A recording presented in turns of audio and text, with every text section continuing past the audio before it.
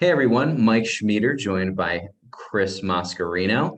We are going to talk about Dotloop today, and really this is geared towards new agents who have very little to no experience using Dotloop, sending offers, getting everything set up, starting a new loop, everything along those lines. So I really appreciate Chris joining me and walking us through a little bit. Yeah, thanks for having me. Yeah, absolutely. Well, Chris, do you want to share your screen real fast? And we can pull Dotloop up. While Chris is Yes. doing that, there's a few different ways that you can actually get into Dotloop. You can go directly to Dotloop to just www.dotloop.com, or you can log in through command. Either way will get you here. And I'll be happy to show you the command aspect of it because there's some cool features and integration with command in Dotloop.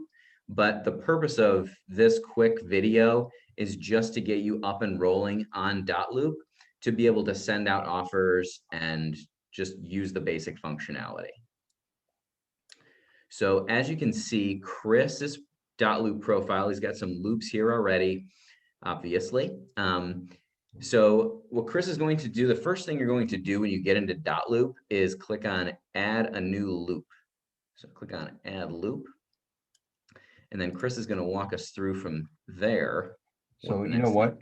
I'm going to grab a property address. Actually, I'll just use one.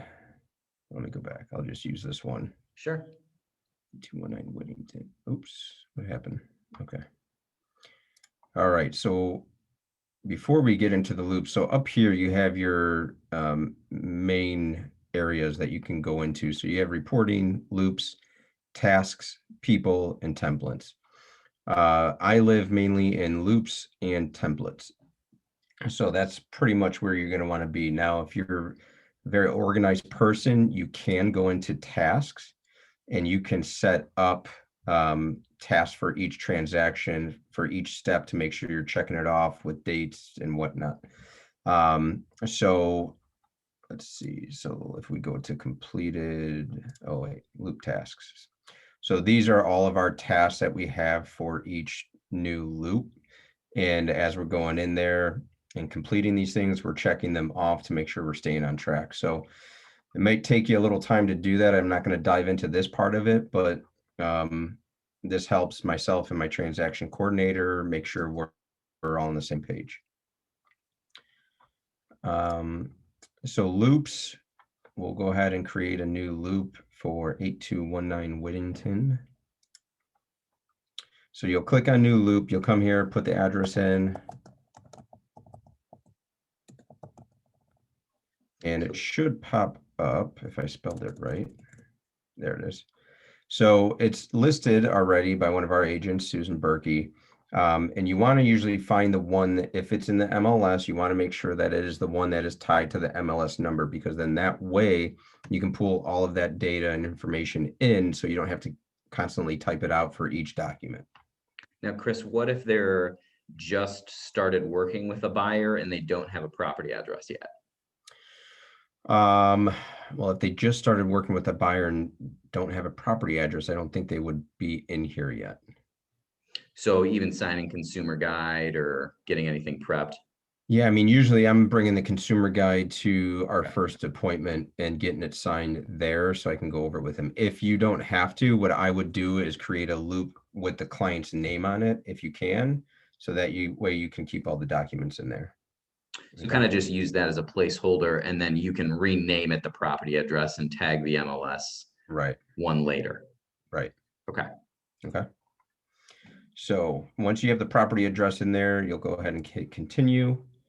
If you want to put a photo in there of the house or whatever the case may be, you can. I never do, but that's completely up to you. Definitely not a requirement. Right. And then you hit done. So now here's the loop. So you can create another loop or you can view loop, or you go back to loops. But we want to go in here and start creating documents to send to our clients to sign off on. So we will click on that. And I guess this is a bad example because it's already created, so everything's in there still. So let's pretend none of those documents are there. And this is just a blank canvas right now. So what we're going to do is go add a folder, and then you're going to have three options that pop up. You're going to have templates, browse, or email. So templates are going to be the documents that are already created and saved in Dotloop templates, whether it's under our Market Center or the MLS documents that you can pull to. Browse is going to be something that you save to your hard drive or your computer, and then email, if you want to dive into your email to find a document, you can do that as well. I usually I'm in templates or in browse from pulling documents. So say if you're on the MLS, you need to download the residential property disclosures from the listing. You save that to a file with that property address, then you'll go to browse, pull that file and upload it. I'll show you how to do that in a second. But templates, what's nice here is what I would suggest is to go in and create a listing template and a purchase template. So that's what we've done here. So if I'm signing listing paperwork, I have everything in here that I need to make sure I have signed for compliance for the client. And you'll notice too, Chris, on the left, if you scroll down on the templates, so Chris has made his own. There are documents that templates that the office has for your use as well. So if you're brand new, no need to create your own quite yet. So you'll just be really living in the conventional purchase packet, the VA, FHA purchase packet, and then the listing packet. Right. And then once you get familiar and you want to customize a little bit, that's when you can start creating your own. Yep. So, so here are the key templates, I guess. The COVID-19 addendum, the exclusive right to sell. This is for a listing packet, by the way. Coming soon. Oops, passed it. Coming soon. That's a document that you got to make sure you understand as well. So before you just start filling one of those out, talk to somebody to make sure you are getting it to the right people within the 48-hour period. Consumer Guide Agency, the residential property disclosures, lead-based paint disclosure if it's required, the America's Preferred Home Warranty Agreement, the data collection for the home warranty. I have a ABA with Ohio World Title, the Infinity Title ABA for our Market Center, and then we have a utilities info sheet we send to our clients too to get all that info. So that is how we've created that. And then with our purchase packet is, for the purchase, the offer to purchase, COVID-19 addendum, consumer guide, agency, home warranty, if we're using that again, to get a home inspection, the ABAs, promissory note, buyer representation agreement, if you are using one of those, which I would suggest you use one, and the EPA pamphlet, Protect Your Family. So that just makes it easier for me. Now, if you don't have this set up, again, the Market Center has created these for you to start using. And then there's also all the extra documents in Elevate Docs Fillable, where that if you need a specific document for a specific scenario, you can go in here and get that, whether it's a blank addendum or an amendment that you have to add to the contract. Yep, and you can search. There's that search bar there too. So if you just type in like addendum, for example, anything with that will pop right up for you. Blank addendum, yeah, they'll start popping up. So like if you're doing an escalation clause, their price escalation. So that would be after you would add the documents already to the loop.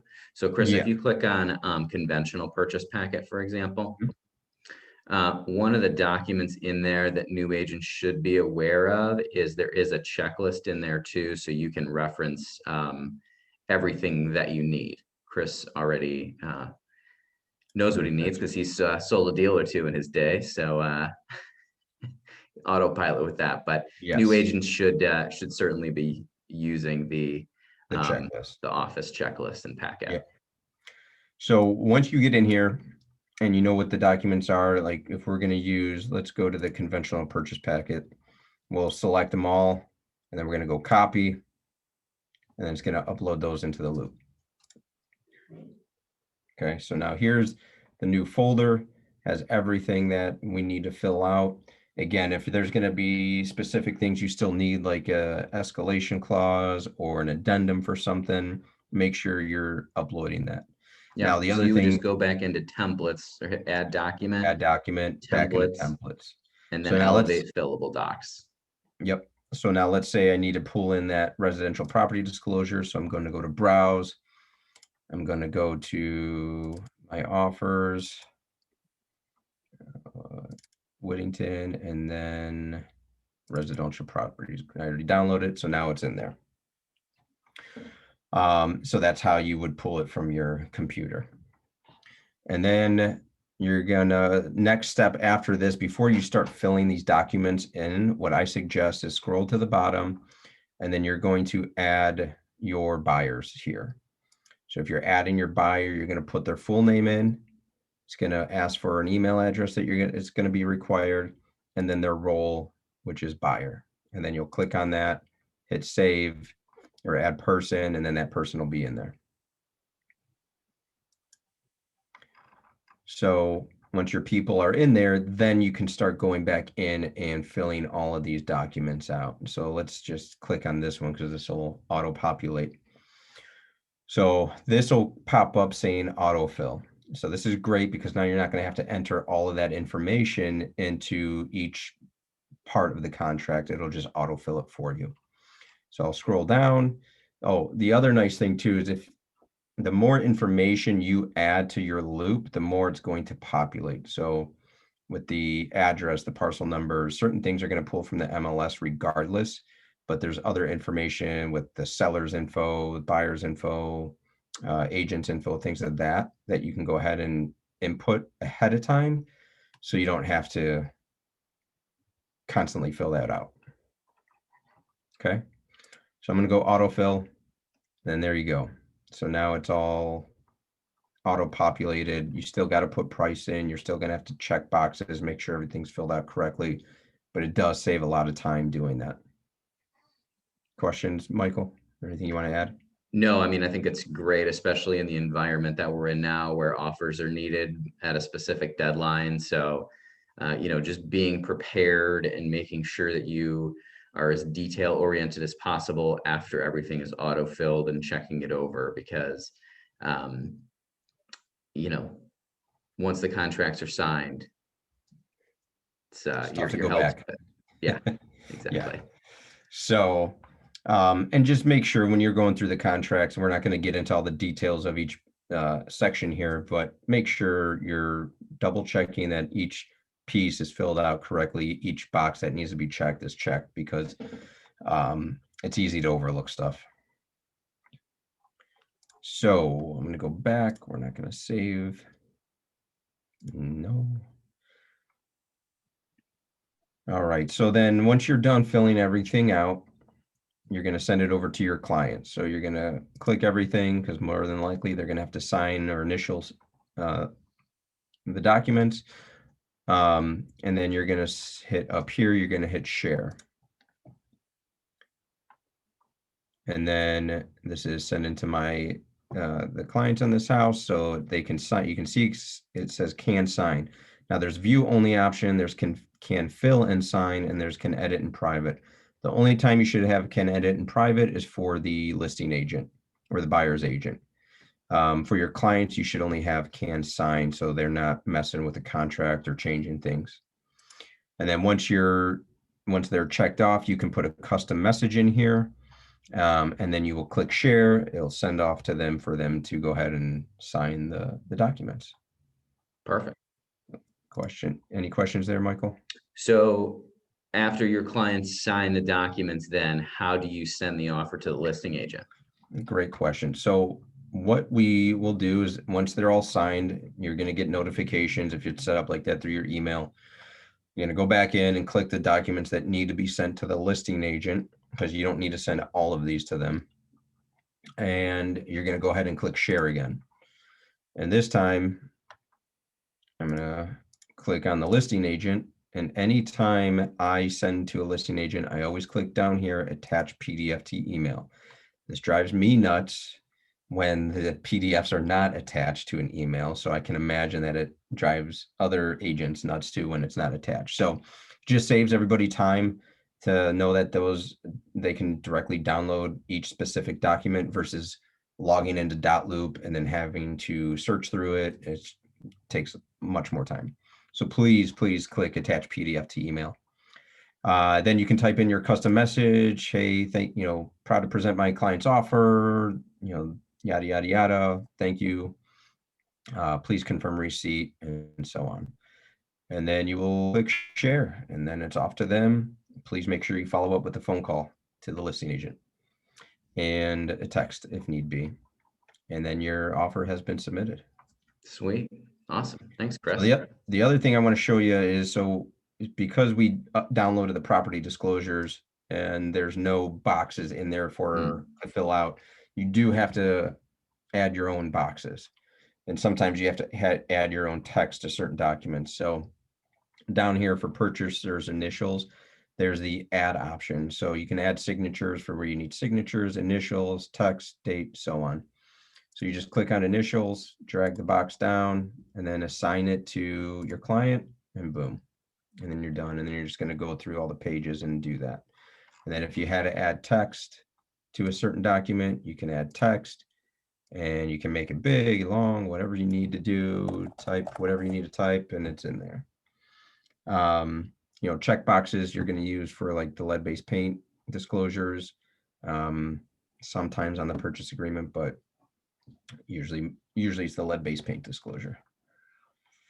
And then at the bottom of this, once I have all the initials at each page, I'll add their signature down here, click add signature and save and share. So one thing I will say though, I save all my documents first and share them all together versus sharing individually. So it doesn't confuse my clients. That's why they're getting so many emails. I think that's it. Anything else, Michael, to cover? Yeah, that's great advice. I appreciate it. Any other tips or tricks or anything? I mean, I think that pretty much covers everything. I don't think so. I think that's really it. Don't be afraid to go in here and play around with things. I mean, that's the best way to learn. So look at the documents. One thing that I did when I first got started is I actually went in and just got familiar with the Elevate docs, and just so I knew everything that was in there. So if I ever had to pull something or had a specific question for something, I already kind of knew that it was a document in there. So I would familiarize yourself as much as possible. Don't spend too much time on it, but at least get to know what's in here. For sure. And a quick note too, if you're on a team, definitely touch base with your team leader or your admin to make sure that you're doing it the way that the team wants you to do it. The team may already have pre-set up templates as well. And if you're not on a team and you're in productivity coaching, definitely check with Jennifer Deal to make sure that you're doing everything that she'd like you to do as well. So absolutely. And if you have any questions, I'm always here to help too. You can email me or stop in the office. I'm here a lot and more than happy to walk you through anything or help you any way I can. My email is cmascarino@kw.com. Awesome. And MSCHMIEDER@kw.com as well. And I'm in the office every day, making sure everybody gets paid. So feel free to reach out, email, phone call, whatever. But thanks for joining us, Chris. And thanks for having me. Good luck to all the new agents out there.